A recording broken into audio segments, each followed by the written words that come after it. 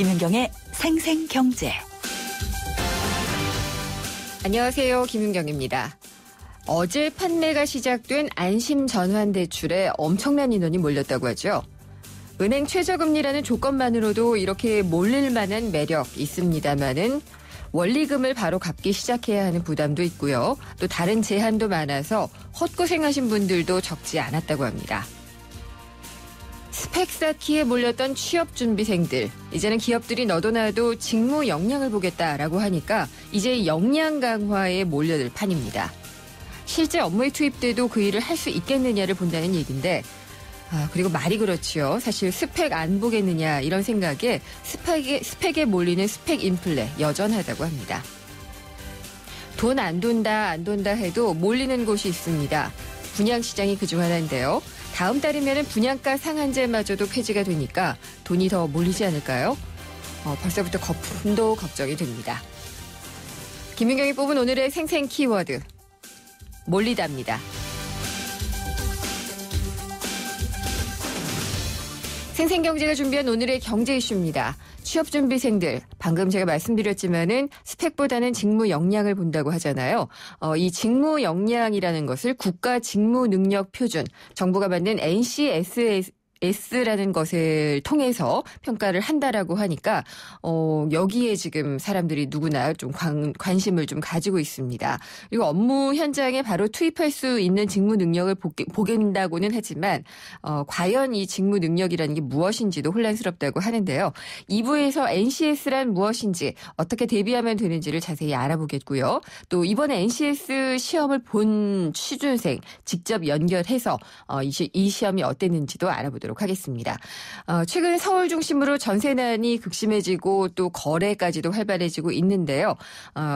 SH공사의 장기 전세주택 같은 것들이 나오면 좀 도움이 될 텐데 SH공사도 지금 쉽지는 않은 상황입니다. 지난 25년 동안 서울의 택지개발과 또 저소득층의 임대주택을 공급했던 SH공사가 최근에 서울 시민들의 주거 안정을 위해 혁신하겠다라고 얘기를 했는데 주거 안정에 도움이 될지 3부에서 SH 사장을 직접 연결해서 자세히 얘기 들어보도록 하겠습니다. 김윤경의 생생경제 1부 시작합니다. 에이스 고객 이정재, 침대를 말하다. 가구는 디자인만 보고 사도 되지. 근데 침대를 그렇게 사봐라. 아침에 어떻게 되겠어. 잡았으면 알 텐데. 침대는 가구가 아니다. 침대는 에이스다. 에이스 침대. 하얀 쌀에 옛 어머니의 지혜가 더해지면 들리세요? 한 방울도 뺏기지 않는 빨간 쌀의 능력. 촉촉해지고 싶은 만큼 촉촉해져요. 진한 보습이니까. 한율 진액 스킨.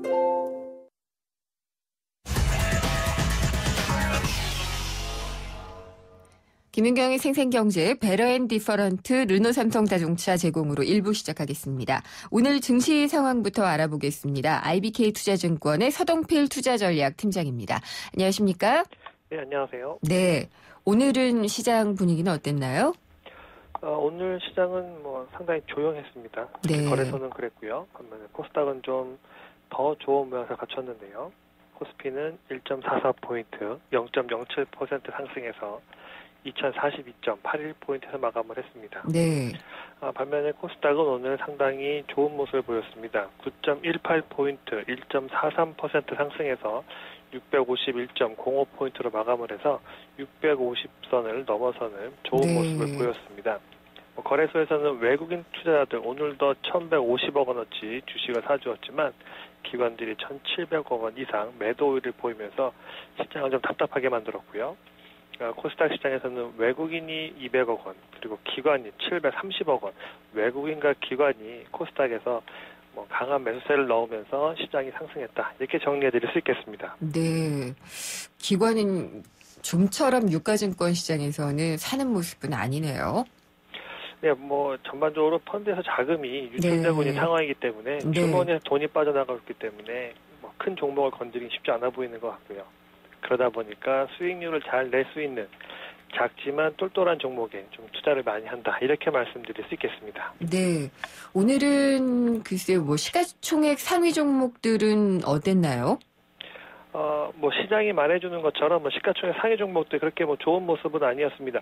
대표적으로 삼성전자 0.6% 오르면서 148만원에서 마감을 했고요. 네. 하지만 현대차 같은 이 종목은 실적에 대한 뭐 부진할 거다 이런 좀 부정적인 뉴스가 나오면서 뭐 현대차는 하락 마감을 했습니다. 전반적으로 지금 자동차 그리고 타이어 이런 업종들에 대해서는 좀 시각이 부정적인데요. 현대차 2.8% 하락했고요. 한국 타이어 5% 이상 하락해서 체감적으로 이 수출 관련된 이 자동차와 그와 관련된 부품주들에 대한 시각이 조금은 좀 냉소적이었다. 오늘은 네. 그렇게 말씀드릴 수 있겠습니다. 최근에 많이 올랐던 아모레퍼시픽은 오늘도 많이 올랐나요? 아모레퍼시픽이 오늘도 올랐습니다. 아모레퍼시픽뿐만 아니라 네. 중국 이 소비 관련주라고 통칭되는 화장품들 전반적으로 다 좋은 모양새를 보여주었습니다. LG 생활건강 5% 이상 올랐고요. 아모레퍼시픽도 2.9% 오르는 등 전반적으로 기존에 중국 관련 소비주라고 명칭되는 종목들은 오늘도 뭐 여전히 좋은 시세를 냈다라고 볼 수 있겠습니다. 코스닥은 지금 시총 1위 종목이 셀트리온이죠. 예, 네, 셀트리온이 많이 오르고 있는 것 같던데. 셀트리온은 뭐 아닌가요? 최근에는 그랬지만 네. 한동안은 그랬지만 예. 지금은 뭐 상대적으로는 셀트리온의 흐름은 그렇게 뭐 강하다라고 평가할 수 않습니다만 네. 예, 오늘은 상한가에 들어가면서 어떻게 보면은 다시 시장의 분위기를 주도했다라고 볼 수 있겠습니다. 최근 일주일 거래 동안 뭐 약보합 수준이었지만 오늘 상한가에 들어가서 76,100원, 네. 뭐 시가총액이 벌써 7조 8천억 원 됐으니까요. 뭐 거래소에 와도 뭐 규모는 남부럽지 않습니다만 뭐 여전히 이런 종목에 대해서는 투자를 권하기 쉽지 않다라는 생각을 네. 하고 있습니다. 그럼 오늘 코스닥 강세였다고 하니까 다른 업종이나 종목 중에서 좀 눈에 띄게 오른 종목들은 어떤 게 있나요? 말씀드렸던 것처럼 계속 뭐 여전히 중국 관련 소비주 그리고 이 핸드폰 관련된 부품주들이라고 통칭할 수 있겠는데요. 이제 4월 초면은 갤럭시 X6가 이제 모습을 드러내는데 상당히 호평을 받고 있는 것으로 나타나고 있습니다. 그러다 보니까 삼성전기처럼 이 부품을 대는 기업에 대한 주가가 상당히 좋았는데요. 이쪽에 상당히 유망하다고 보고 있겠고요. 또 나아가서는 이 음식료 업종들도 상당히 좋았습니다. 뭐 대상, 그다음에 CJ, 제일제당 이런 업종들의 오늘 주가도 좋았기 때문에 네. 무거운 주식보다는 역시 가벼운 주식들이 이 주가가 더 좋은 모습이었다라고 평가할 수 있겠습니다. 이런 분위기가 조금 더 갈 것 같아 보이기는 하네요. 네, 이런 분위기가 쉽게 깨지기는 않을 것 같습니다. 적어도 3월 그리고 4월 초반까지는 뭐 네. 이런 분위기가 조금 더 이어질 것 같아서 많이 올랐다라는 부담감보다는 흔히 이야기하는 달리는 말에 올라타는 게 어떻게 보면 네. 더 현실적이지 않겠는가라고 말씀드리고 싶습니다. 네, 잘 들었습니다. 감사합니다. 네, 감사합니다. IBK 투자증권의 서동필 투자전략팀장이었습니다.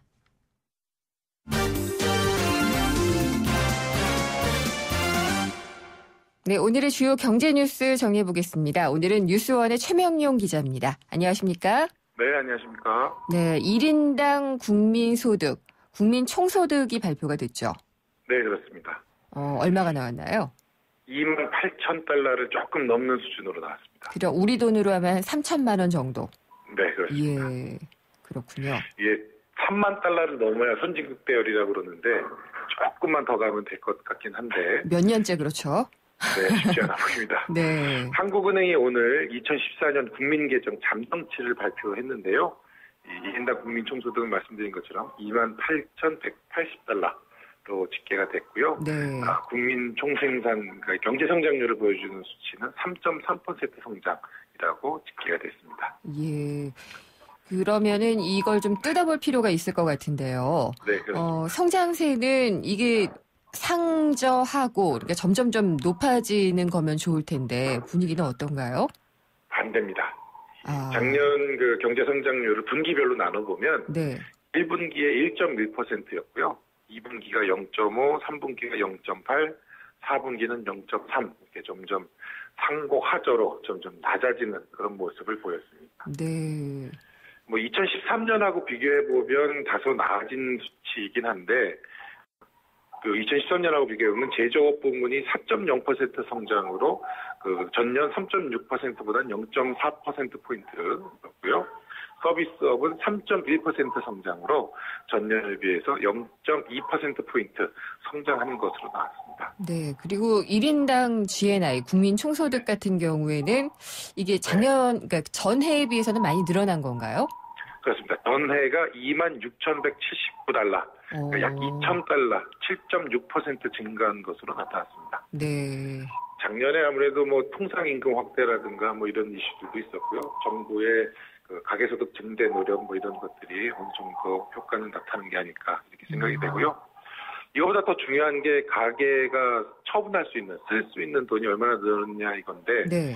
1인당 가계 총 처분 가능 소득이 15,786달러로 전년 14,704달러보다 한 1,080달러 네. 늘어난 것으로 집계가 됐습니다. 언제 1인당 소득이 3만 달러 넘을까요? 이게 참 관심이고 말씀하신 것처럼 몇 년 동안 계속 나오는 얘기인데 네.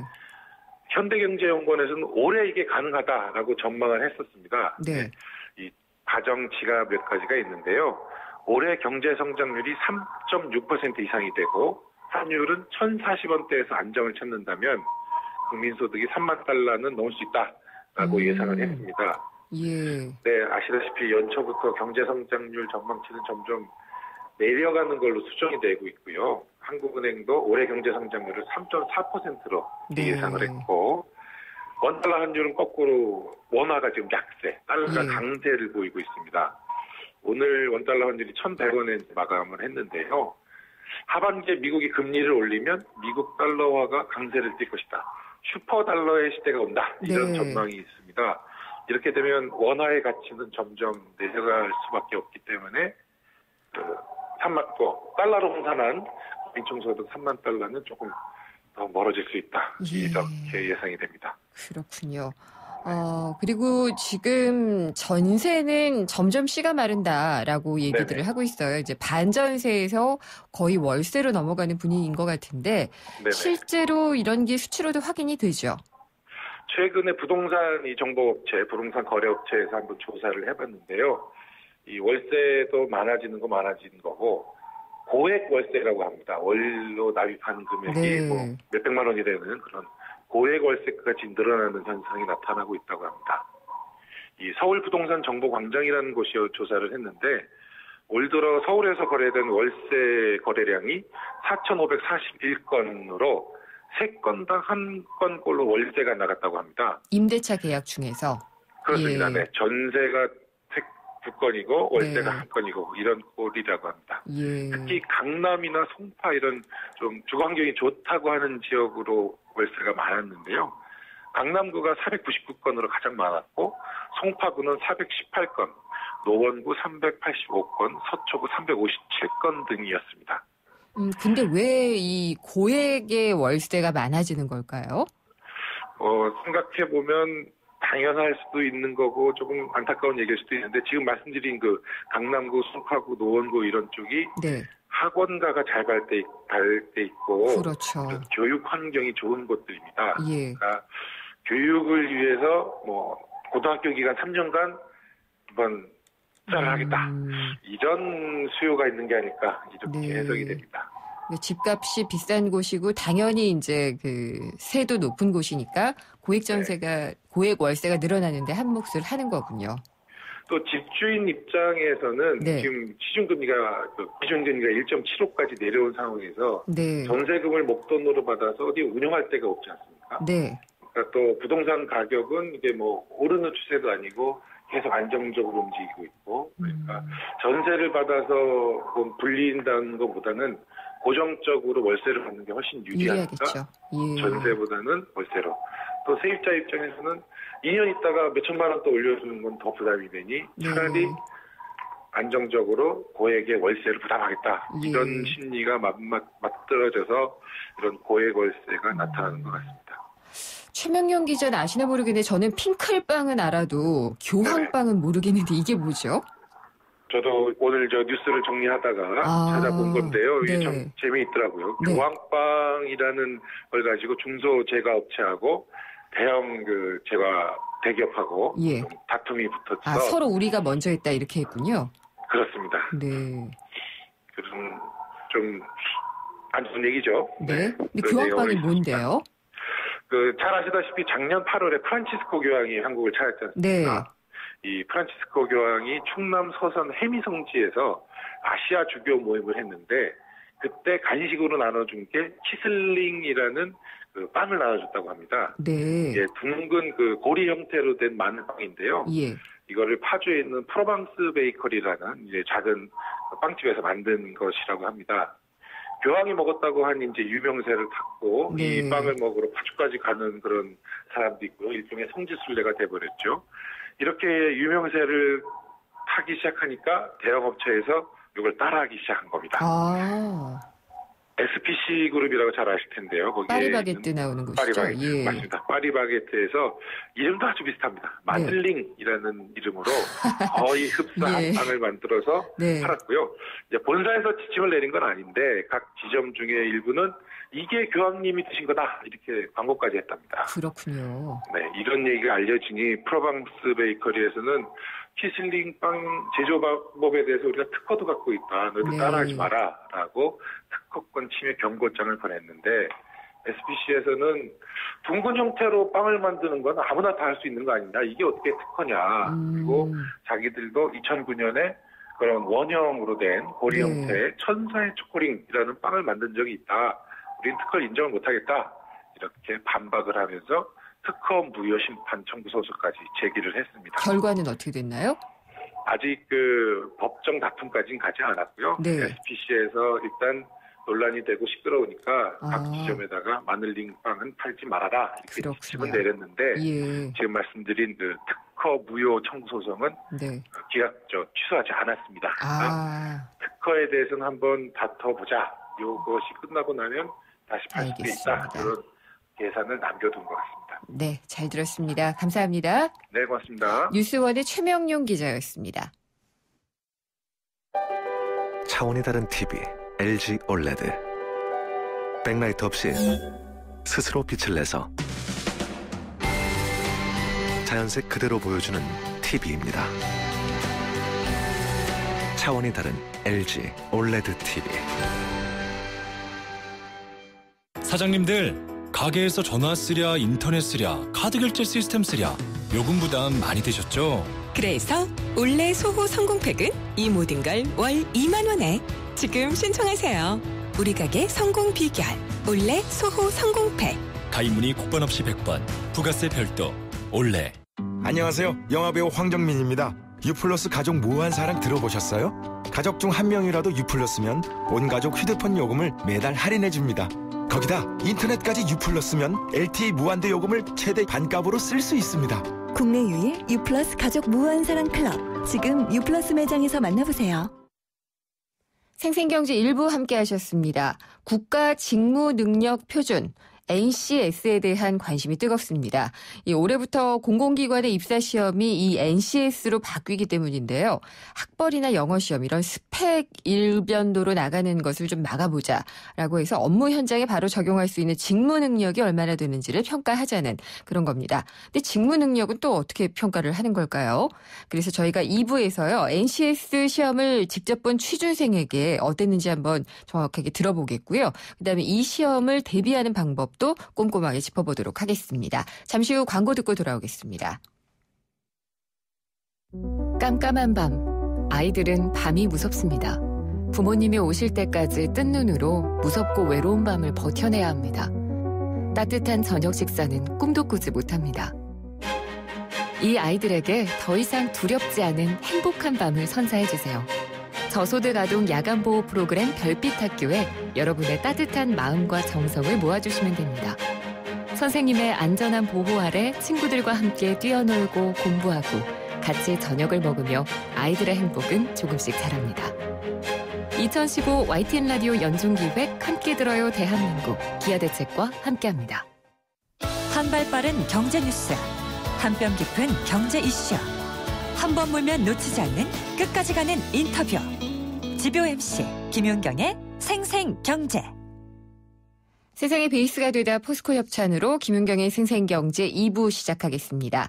2부에서는요. 올해부터 공공기관 입사시험에는 이걸 본다고 합니다. 국가직무능력표준 NCS라고 하는데요. 이게 뭔지 자세히 알아보겠고요.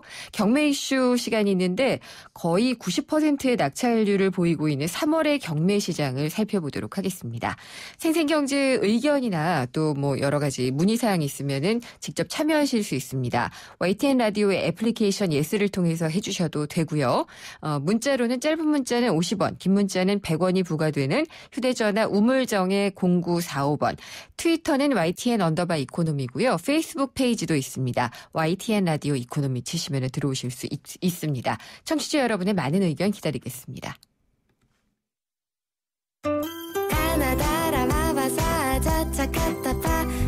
전해주고 싶은 얘기 바람병에 담으면 한글이 모자랄지도 몰라. 병 하나에 담을 수 없는 초정탄산수 이야기.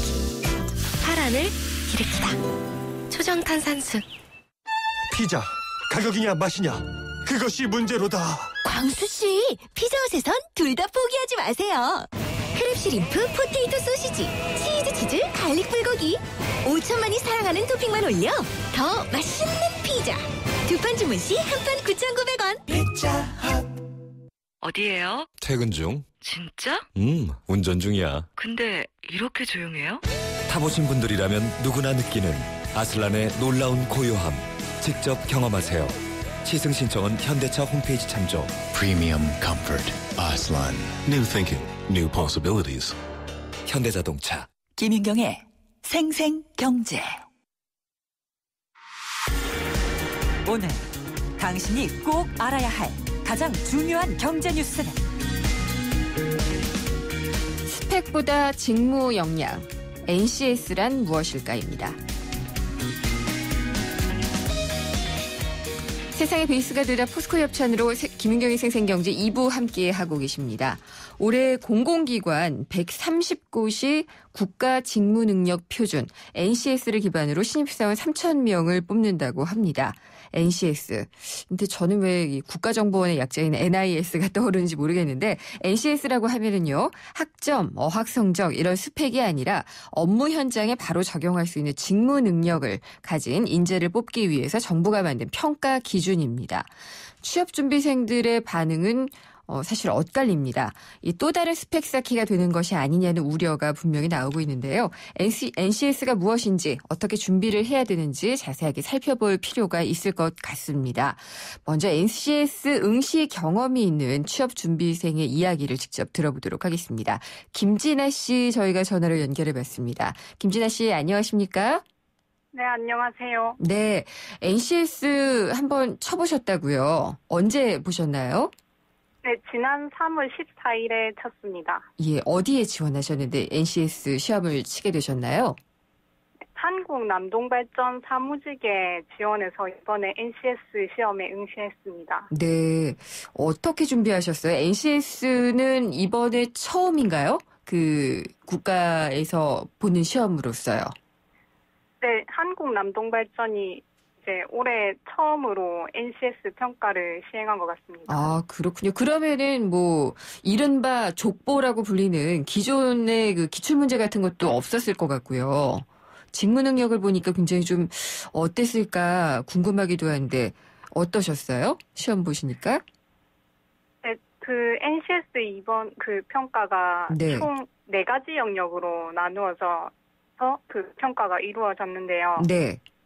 네, 그 네 영역이 의사소통 능력과 네. 그리고 수리 영역, 예. 자원관리 능력, 네. 조직 이해 능력 이렇게 총 4가지 영역으로 나누어서 평가가 치러졌습니다.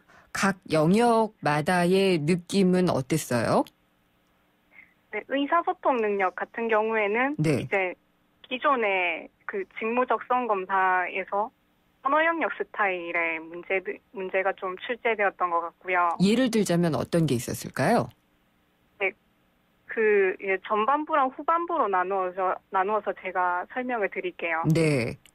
전반부 10문제는 짧은 제시문을 제시해놓고 그 제시문을 독해하는 식으로 문제가 출제가 되었고요. 네. 예를 들어서 뭐 그 짧은 제시문을 제시해놓고 이 일치하지 않는 것, 뭐 일치하는 것을 이렇게 선택지로 제시해놓고 고르는 문제, 그리고 그 제시문의 주제를 또 고르는 문제 등이 네. 출제가 되었습니다. 그러면 후반부는요? 네, 후반부는 10문제 중에 5문제는 업무용 문서에 오타가 그 개수가 몇 개가 있는지를 이제 찾는 문제가 출제가 되었고요. 예. 네. 오타를 그리고 찾는. 네. 네. 그리고 나머지 5문제는 안내문 또는 주의문을 제시해놓고 실제 상황에서 올바르게 또는 옳지 않게 대처한 것은 그런 것을 이제 묻는 문제였는데 비유를 하자면은 네. 토익 작문 독해의 한글판을 보는 듯한 느낌이었습니다. 예, 구체적인 설명이 된 것 같네요. 그리고 다른 영역들이 또 있었잖아요. 지금 의사소통 영역에 대해서 설명을 해주셨고요. 네. 다른 영역 중에서 이건 정말 뭐 좀 특이했다, 혹은 뭐 곤란했다 이런 게 있었다면 어떤 게 있었을까요? 네, 자원 관리 능력이란 영역하고요. 네. 조직 이해 능력 영역이 좀 상대적으로 많이 낯설었던 영역이었습니다. 자원 관리 영역과 조직 이해 능력. 이건 네. 어땠는 거죠? 자원 관리 능력 같은 경우에는 그 과장이 선택한 기획안을 추려서 예. 사장이 최종적으로 선택할 기획안을 무엇인가를 묻는 문제가 출제가 되었는데요. 이번에 이제 그 문제 앞에 일정한 조건을 제시해놓고 그 조건에 따라서 그 선택하는 기획안을 택하는 식의 문제였습니다. 그러면은 그 기획안이 어떤 것들이 적절한가, 뭐 비용은 적절하게 썼는지, 그다음 뭐 인력은 제대로 활용하는지 이런 것들을 살펴보는 문항이군요. 결국은. 네. 잘 보신 것 같아요. 제가 좀 많이 어려웠고 좀 안타깝게도 2단계에서 좀 탈락을 해서. 예, 그렇군요. 근데 이게 지금 김진아 씨 같은 경우에 그 취업하시거나 아니면 이런 데서 일해보신 경험이 있으세요? 작년에 다른 발전 회사에서 2개월 동안 직장 체험형 인턴으로 네. 일했던 경험이 조금 있습니다. 그래도 시험은 쉽지 않았었군요. 네, 아직 이게 손에 익지가 않아서 좀 많이 어려웠습니다. NCS 준비하는 취준생들이 이제 많을 텐데요. 조언 한마디 부탁드릴게요. 이제 아직은 그게 NCS가 시행 초기여서 좀 많이 그 문제 푸는 유형도 낯설긴 한데, 네. 일단은 기존 직무 적성 검사에 있는 교재를 좀 많이 보시는 게 좋을 것 같습니다. 직무와 관련된 것들 많이 준비를 하는 게 좋겠다라는 말씀이시네요. 준비 잘하셔서 다음에 또 좋은 소식 있기를 바라겠습니다. 감사합니다. 네. 이번에 NCS 시험을 치러봤던 김진아 씨를 연결해서 이야기를 들어봤고요. 이어서 한국산업인력공단 표준활용팀의 김진실 팀장을 연결하도록 하겠습니다. 김 팀장님은 공공기관의 NCS 활용지원단 부단장도 맡고 계십니다.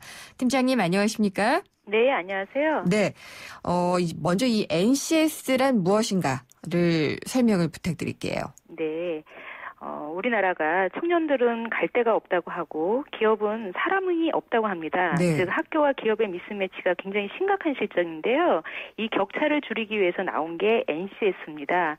NCS는 말 그대로 일을 하는 데 필요한 능력을 국가가 표준화시킨 건데 이 영어로 하면 National Competency Standard의 약자입니다. 네. 그 분야별로는 우리나라가 지금 뭐 기계 분야, 철강 분야, 화학 분야 다양한 분야를 24개 분류로 나눴고요.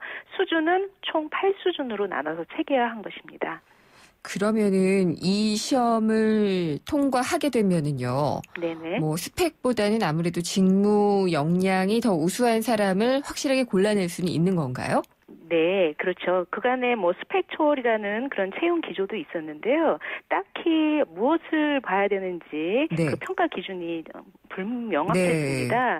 그래서 이제 NCS가 보다 진화된 채용 방식이라고 생각을 하시면 되고요. 여기서 이제 능력이라고 하는 것은 우리가 직업 기초 능력이라고 해서 일을 하는 사람들한테는 공통적으로 필요한 의사소통 능력, 뭐 대인관계 능력 이런 것을 또 보고 실제 그 분야의 직무, 그러니까 쉽게 얘기하면 전공 능력이라고 할까요? 뭐 그런 부분을 동시에 같이 보는 그 능력이 그렇게 같이 보는 겁니다. 그리고 이제 그 능력 중심 채용 시스템은 사실 기업에서 우리가 필요한 인력을 명확하게 구분을 못했어요. 그동안은 뭐 고졸, 대졸, 뭐 경영학, 경제학, 행정학. 그러면 다른 것을 전공한 사람들은 갈 수가 없는 이런 불합리성이 있었는데 이번에는 명확하게 기업에서 하는 일을 공개를 하고 필요한 지식 기술 등을 공개를 한 후에 서류, 필기, 면접을 통해서 하는 방식입니다. 조금 부가적으로 설명을 드리면 이제 입사 지원서도 예전에는 가족 사항이라던가 뭐 신장이 뭐 체중이 뭐냐 이런 거 그러니까 아주 직무와 무관한 것들도 물어봤는데 앞으로는 그런 부분은 아주 최소화하고 직무와 관련된 당신이 이런 경험이 있는지 이런 거 중심으로 이제 묻게 돼서요. 네, 좀 더 이제 역량 있는 사람을 뽑는데 좀 이게 역할을 할 수 있으리라 생각합니다. 그러면 NCS 이제 서류 내고 필기 보고 면접하고 하면은 각각의 점수가 나오나요? 점수는 지금 이제 기관마다 좀 다른데요. 그것을 이제 국가 차원에서 어떻게 점수를 내라 안 내라 이거는 방침이 현재로서는 없습니다. 기관에서 이제 어떻게 필터링을 어떻게 해야 할지는 기관이 선택하는 부분이고 이제 국가에서 어느 정도 이제 정부에서 이제 마련한 안은 실제 이제 서류 부분에 대해서는 이제 아까 말씀드렸듯이 NCS 기반 입사 지원서, 그다음에 자신의 직무 능력 소개서, 자기 소개서를 보고, 그다음에 필기 같은 경우는 직업 기초 능력과 이제 직무 수행 능력. 사실은 이 직무 수행 능력이 NCS가 지향하는 바인데 현재로서는 지금 바로 그 취준생들 이제 그 적응 그 과도기가 필요하기 때문에 현재로서는 전공 시험을 일단은 하고 향후에 플러스 이제 응용 능력이라든가 실기 능력을 볼 수 있도록 저희들이 사전에 공개할 수 있도록 하고 있습니다. 이 단계별로 8단계라고 하셨는데요. 네네. 이 단계별의 차이라고 하는 것은 어느 정도나 되는 거죠? 네. 아까 말씀드렸듯이 우리 NCS를 분야별로 그리고 수준별로 구분을 했는데요. 그 8단계라고 하는 것은 1수준은 우리 이제 미생에서 장그래 같이 아주 초기 입직자 수준, 그리고 2수준은 고 2, 3수준은 이제 김동식 대리, 뭐 그다음에 그렇게 수준을 올려 이제 그 경력에 따라서 이 사람의 일의 능력을 이제 수준별로 구분을 한 거예요. 그래서 8수준은 뭐 최전무의 뭐 아주 임원급 그 정도라고 생각하시면 됩니다. 네, 그렇군요. 이게 기관별로 필기 평가 항목을 추가할 수도 있고 이렇게 좀 해놓으신 것이 약간 좀 레고식 구성인 것 같아요. 네네. 예, 그것도 좀 맞춤형으로 하기 위해서 그렇게 만들어 놓으신 거죠? 네, 그렇습니다. 지금 이제 NCS는 예를 들어서 우리 이제 기성복이라고 생각을 하시면 되고요. 국가 차원에서 이 분야의 일을 하려면 요 정도 수준이다라고 이제 제시를 한 거고 기관별로 기관의 핵심 인재상이라던가 핵심 가치에 따라서 얼마든지 변형을 할 수 있고요. 뭐 필기 예를 들어서 이제 이번에 한국 사법인력공단에서 직업기초 능력 이제 면접을 봤다고 하는데 직업기초 능력이라는 것은 이 안에 10개 영역에 34개 하위 영역이 있어요. 예를 들어서 문제 해결 능력이다. 이것을 측정하기 위해서 우리 창립기념일에 무슨 식목일 행사가 있었는데 원래는 당초에 50명이 오기로 했는데 갑자기 보니까 20명밖에 안 왔다. 이 상황에서 어떻게 해결할 수 있겠습니까? 그러니까 이런 상황을 주고 이제 지원자들한테 이제 물어보는 거죠. 사실 정답은 없군요. 정답은 이제 그 면접관들이 판단을 하는 건데요. 사실 기존에는 면접관들이 가장 감명 깊게 봤던 책은 무엇입니까? 뭐 여기 왜 여기 입사한 동기는 무엇입니까? 뭐 야근하실 수 있습니까? 아주 그 직무 능력을 평가하는 거 그러니까 불필요한 질문을 막 했었는데 사실은 이제 NCS 자체가 행동 체크리스트가 다 나와 있어요. 그래서 면접관들이 이 사람을 제대로 평가하는지 안 하는지도 볼 수 있도록 그 기준이 있어서 나름 많이 진화된 채용 방식이라고 생각하시면 될 것 같습니다. 근데 취업준비생들은 일단 취업을 아직 안 하셨던 분들이 대부분이잖아요. 네, 맞습니다. 근데 자신의 직무 역량 혹은 직무 중심의 자기소개서 쓰기 이런 건 좀 버겁지 않을까요?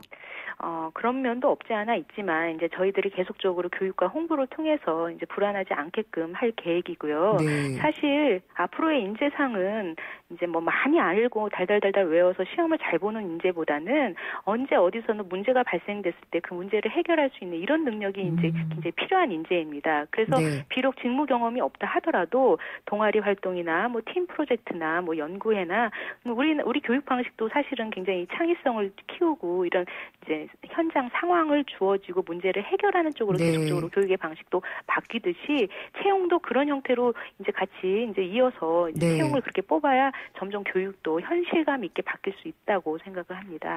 마지막 조언 한마디 부탁드릴게요. 지원자들은 그러면 NCS 어떻게 준비하면 좋을까요?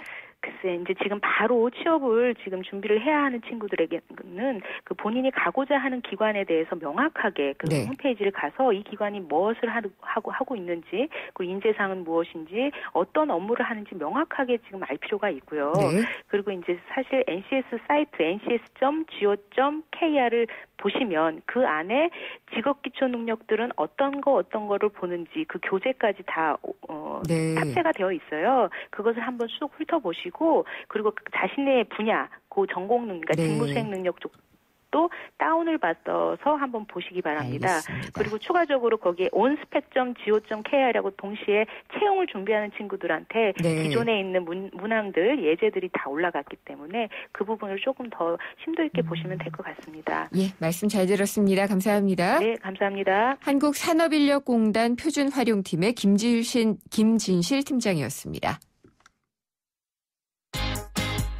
생생 알짜 부동산. 알짜부동산 오늘은 경매 이슈 시간입니다. 지지옥션의 이창동 선임연구원이 연결돼 있습니다. 안녕하십니까?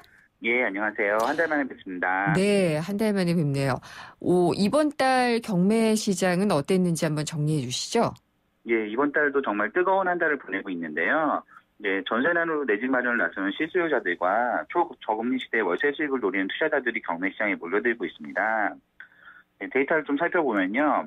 어제까지 3월 수도권 아파트 낙찰가율은 91.8%를 기록하고 있습니다.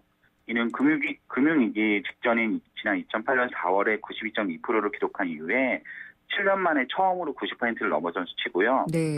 지난달 낙찰가율이 89%였으니까 지난달에 비해서도 3%가량 상승한 수치입니다.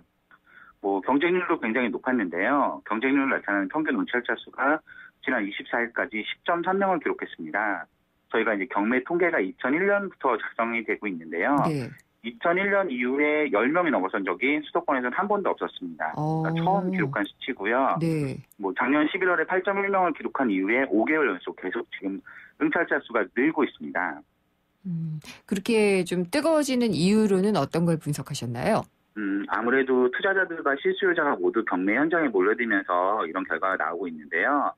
저희는 주요 원인 중에 하나가 최근 전세가 많이 없어지면서 전세에서 월세로 전환율이 높아지는 점을 꼽아보고 싶습니다.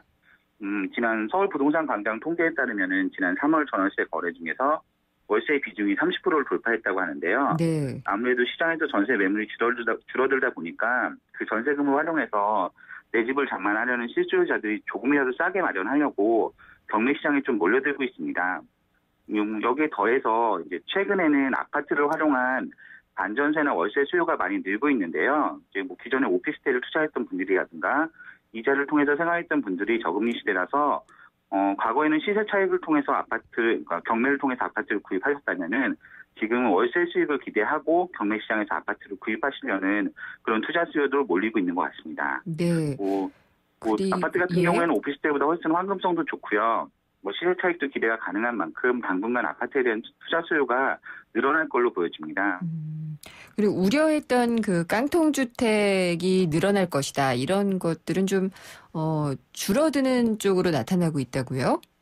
예, 역시 전세 매물 부족으로 이제 최근엔 선순위 부채가 많이 있거나 혹은 시세의 80-90%에 달하는 수준에서 전세금을 들어가는 경우가 많이 있는데요. 아무래도 이런 경우에는 전세금 비중이 높거나 채권이 많은 경우에는 경매로 넘어갔을 때 전부 회수하지 못할 가능성도 굉장히 높습니다. 그렇죠. 이런 걸 보통 깡통 전세나 혹은 깡통 주택으로 표현을 하는데요. 대한민국에서 전월세 및 매매 가격에 대한 정확한 통계가 나오지 않고 전월세자들의 등기 순위 같은 게 일정하지가 않아서 아직까지 깡통주택에 대한 정확한 통계가 없는 게 사실입니다. 그래서 저희가 이제 추세라도 좀 살펴보고자 두 가지 통계를 뽑아봤는데요. 네.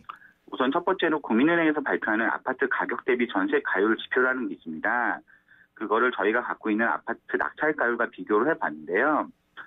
국민은행에 따르면 지난 2013년 1월에 아파트 가격 대비 전세 지표가 56.8%였습니다. 네.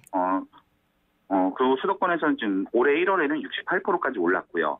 그런데 낙찰가율도 2013년에는 74.1%에서 올해 1월에는 87.9%로 상승했습니다. 그러니까 낙찰가율에서 전세 가율을 뺀 격차가 17.3%에서 19.9%로 최근에는 오히려 그 격차가 더 늘어나고 있습니다. 그렇네요. 아무래도 전세가율 상승폭보다는 낙찰가율 상승폭이 더 높아져서 그런 걸로 보여지는데요. 상승폭이 높아진 만큼 추후에 경기 침체가 이루어질 경우에 하락폭도 커질 수 있으니까 이 점은 반드시 유의해야 하셔야 될 것 같습니다. 경매 시장에서도 그러니까 약간의 거품이 있을 수는 있다는 거죠. 예, 맞습니다. 네. 예, 두 번째로는 이제 통계는 조금 이제 좀 복잡한 통계인데요. 예, 저희가 이제 경매에 진행된 물건들 중에서 청구한 금액이 낙찰액을 넘어선 물건을 뽑아봤습니다. 네. 쉽게 얘기하면 이제 우리는 저 건물을 경매를 통해서 이 금액을 받고 싶다라고 요청하는 금액이에요. 세무자가 이 금액을 받겠다고 요청하는 금액인데 낙찰액이 그거보다 더 작을 수도 있어요. 네. 이제 그런 아파트 같은 경우에 임차인이 있으면 임차 보증금을 못 받을 확률도 상당히 높은데요. 사실상 피해를 볼 수 있는 그런 가구들을 저희가 잡아본 거예요.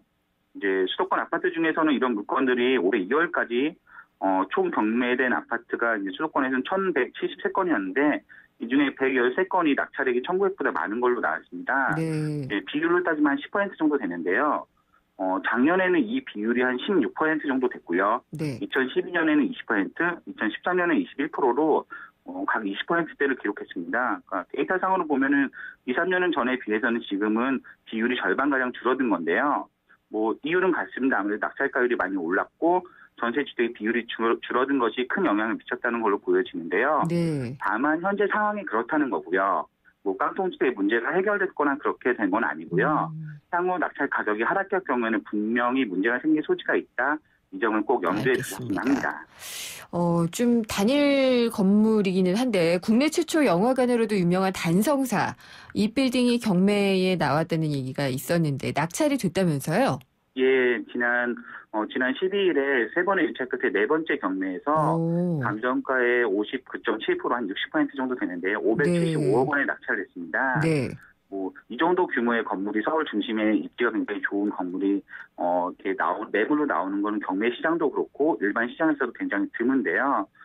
아직은 유치권 신고라든가 리모델링 공사 등의 과정이 남아 있고요. 또 지금 리모델링 공사 중에 경매에 나왔기 때문에 상가가 이제 비어 있습니다. 네. 신규 상가들도 입점을 시켜야 되고요. 이런 정상화 과정이 좀 상당한 시간이 걸릴 걸로 보여지지만 그래도 감정가의 60% 수준에서 낙찰을 받은 만큼 앞으로 충분히 수익성이 있어 보이고요. 네. 종로의 이제 상권 활성화를 위해서라도 빠른 이제 해결이 이루어졌으면 저희도 합니다. 이 정도 상권에서 이 정도 건물이 감정가는 보통 어느 정도 나오는데요? 감정가의 어느 정도가 900억, 예. 감정가는 약 900억 정도 나왔고요. 예.